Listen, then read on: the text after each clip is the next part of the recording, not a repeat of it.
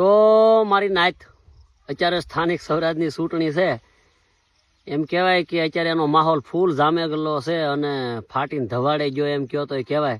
અને અત્યારે ઉમેદવારો છે એ કંઈક આવી રીતે મેદાનમાં ઉતરી ગયા અને આવી કંઈક પરિસ્થિતિ છે. શું તો આવો મિત્રો એક નજર કરીએ આ ઉમેદવારો ઉપર. જોયું ને તમે બે હમા એમ કહેવાય કે પહેલા એક ઉમેદવાર ઉતર્યો અને પછી બીજો ઉતરી ગયો અને ઉતર્યા પછી ખબર પડી કે આ તો લહરકડું છે, આમાંથી કેમ બારું નીકળવું. અને બે અત્યારે જીતવા માટે જુઓ તમે આવી રીતે કંઈક ચૂંટણીની પરિસ્થિતિ છે. એક તો પેલા લાલ સોળ હતો, કલરે બદલવા માંડ્યો, લાલ માલી જો ધોળો થઈ ગયો. એટલે કે આ તો નીકળવા હાટું બળ કરે, પણ અત્યારે ઉમેદવારો કંઈક આવી રીતે જીતવા હાટું બળ કરે છે. અને આ બે ઉમેદવાર એટલે કે કાકીડાની જો તમને વાત કરું તો તમને કહું કે એક કાકીડો કાંઠે તગારાના કાંઠે મકોડો હાલ્યો જતો હતો અને શિકાર માથે ગયો અને માલપા લહરી ગયો.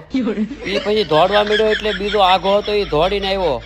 એને એમ કે હું ઘા વાળી લો. હવે એને શું હોય તો ખબર નહીં, પણ એ કાંઠે ચડીને કૂદકો મારીને માલપા ઉતર્યો ને બે બાંધવાનું ભૂલી ગયા અને પેલા નીકળવાનું શરૂ કરી દીધું. પણ એ કઈ નીકળે કે એમને, કારણ કે ઈસ્ટલનું તગારું છે. હવે આમાં તો લહરી જાય સીધો, કોઈ કાંઠે પોગે એમ છે નહીં. એટલે હવે કાઢવા તો આપણે આને પોતાને જ પડશે. એટલે પછી મેં એને બેને ઉષા કરીને કાઢ્યા, પણ દયા આવી એટલે.